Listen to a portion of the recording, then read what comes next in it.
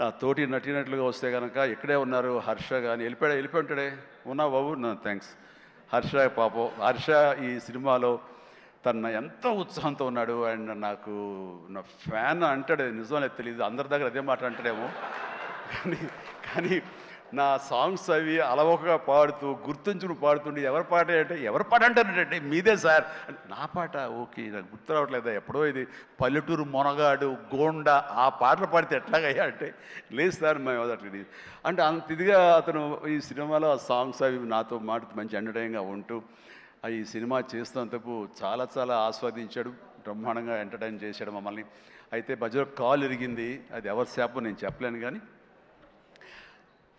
ఆ టైంలో కూడా అతను ఎంతో డిసప్పాయింట్ అయితే నో నువ్వు ఉంటున్నావు సినిమాలో అంటూ చక్కగా తెలియకుండా సినిమాలో దాన్ని డిజైన్ చేసి అతని చేత చేయించడం చాలా happy and Harsha you do a fantastic job బాగా నిండుదనం వచ్చింది and very good I appreciate and ఫర్దర్గా మళ్ళీ ఎక్కడ అవకాశం వస్తే నాకు ఇవ్వు ఛాన్స్ కలిసి చేద్దాం నువ్వు ఇవ్వాలి అండ్ అట్లాగే ఎస్ కాదు ఇలా చెయ్యాలి అనగానే అక్కడ బ్లాక్ డ్రెస్ వేసుకుని ఒక వ్యక్తి ఉన్నాడు ప్రకాష్ మాట్లాడు అందరి గురించి మాట్లాడుతున్నా నా గురించి మాట్లాడాను ప్రకాష్ నువ్వు నా మనసులో ఉన్నావయ్యా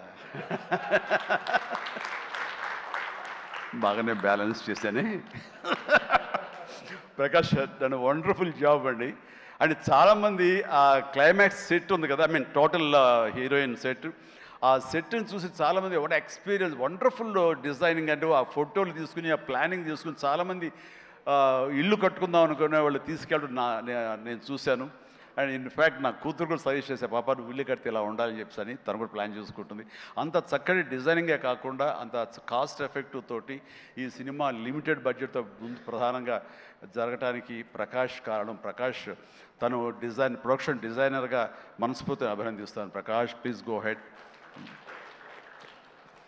అండ్ ఇక ఆర్టిస్టులుగా ఆయన ఉన్నారు ఎవరో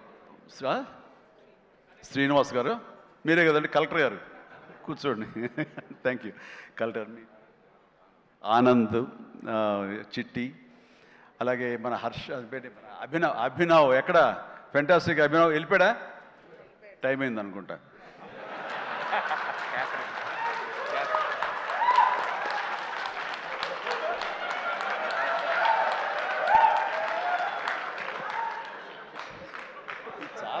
చాలా బాగుందయ్యా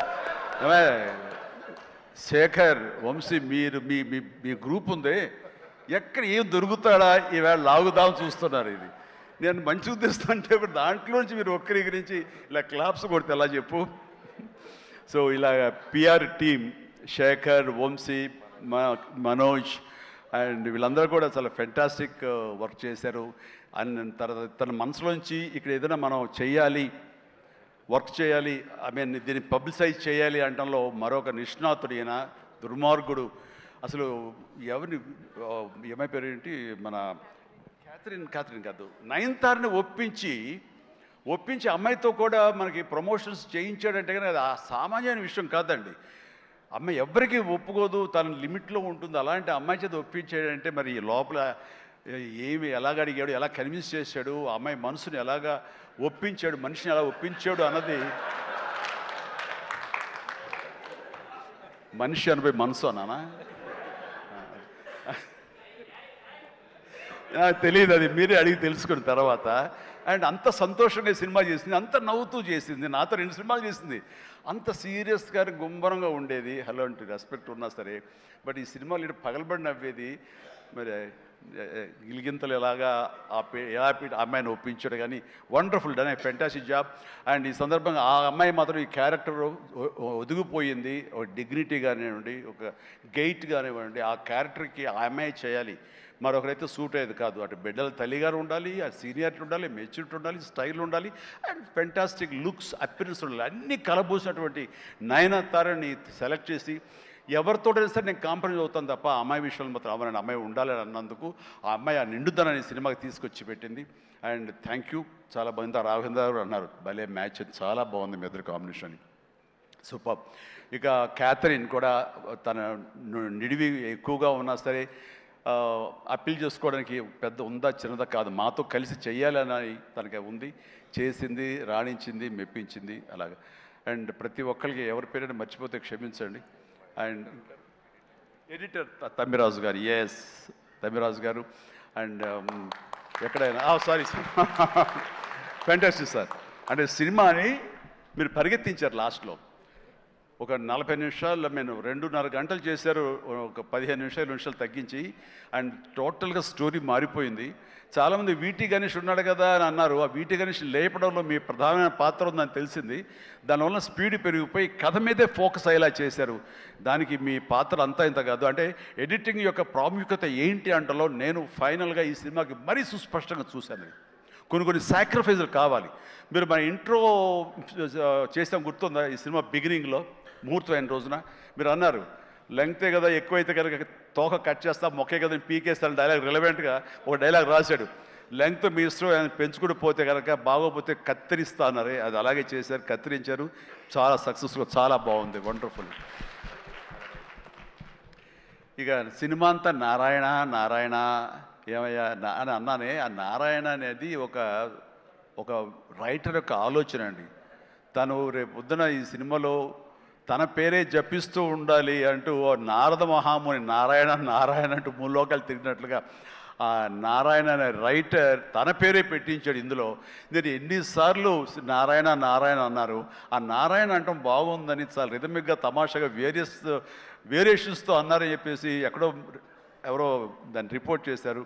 and credit goes to Narayana and Sai. మిగతా వాళ్ళ పేర్లు నాకు గుర్తు రావట్లేదు. వాళ్ళందరికీ కూడా నా హృదయపూర్వక అభినందనలు, ధన్యవాదాలు. అండ్ ఇదే మనం కొనసాగించాలి, ఇదే సక్సెస్. అమ్మా వైట్ మాస్టర్, ఎస్ సారీ అండి, వెంకట్ చాలా బాగా చేశారు Venkat. And thank you so much and well done. అలాగే అతను ఫస్ట్ సాంగ్ ఫైట్ చేశాడు మనకి సభానంద, నభాకాంత్ అతను కూడా చేసాడు. వేళ రాలేదు, ఎందుకు తెలియదు. And thank you so much. And ఇప్పటికి తొందరగా ఫినిష్ అయ్యే చిరంజీవి అంటూ మా గౌడ, మా కెంపే గౌడ అంటున్నట్టు తెలుస్తుంది. And thank you so much ఏంటి వాళ్ళు నిజంగా చాలా ఆనందంగా ఉంది. ఈ ఆనందం వెనకాల ఆర్ద్రత ఉంది. ఇక్కడ ఒక ఎమోషనల్గా ఒక డైలాగ్ మొన్న చాలా చూస్తుంటాను మీడియాలో, నా ఫ్రెండ్స్ పంపిస్తుంటారు. అందులో ఒక లేడీ అంది, ఇలాగ నిలబడుతూ చాలా ఆనెస్ట్గా కనిపించింది ఆవిడ. ఏంటయ్యా ఇంకా ఎంతకాలం కష్టపడతావయ్యా, ఇలా కష్టపడాలా? ఎప్పుడెప్పుడో నేను సినిమాలు చూశాను, అప్పటి నుంచి ఇప్పటిదాకా నువ్వు కష్టపడుతూనే ఉన్నావు, మమ్మల్ని ఆనందింపజేస్తూనే ఉన్నావు. ఇప్పుడు నీకు ఓపుగుండి ఎంత చేస్తున్నావో, ఎంత శక్తిని చేస్తావో, భగవంతునికి ఆ శక్తిని ఇవ్వాలి. కానీ మమ్మల్ని ఆనందపరచడానికి నువ్వు ఎంతగా శ్రమ తీసుకుంటున్నావు అని చూస్తుంటే మాత్రం ఇంకా ఇవ్వాలా అని నువ్వు డబ్బుల కోసం నేను అనుకోను, మమ్మకు ఆనందం ఇవ్వడం కోసమే నువ్వు ఇది చేస్తావనేది సుస్పష్టంగా తెలుస్తుంది.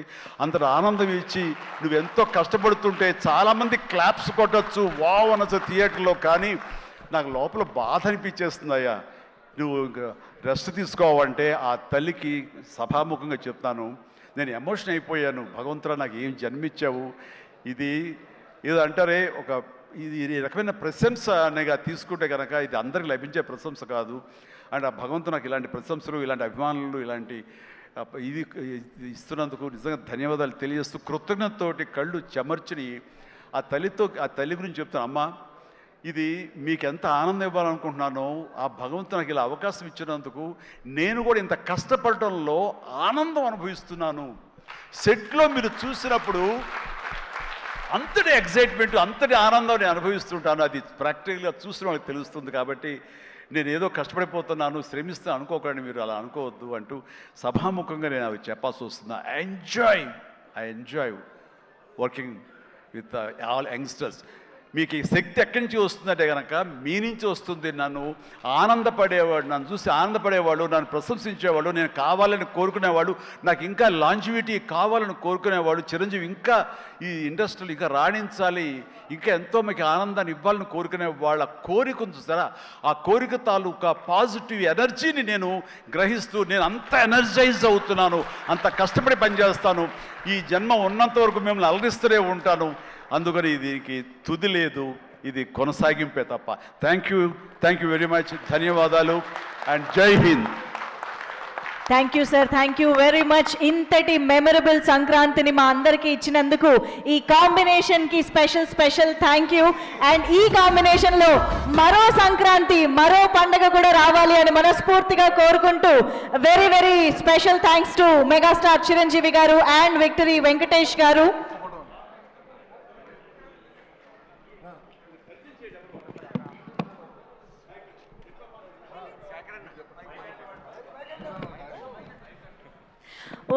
సో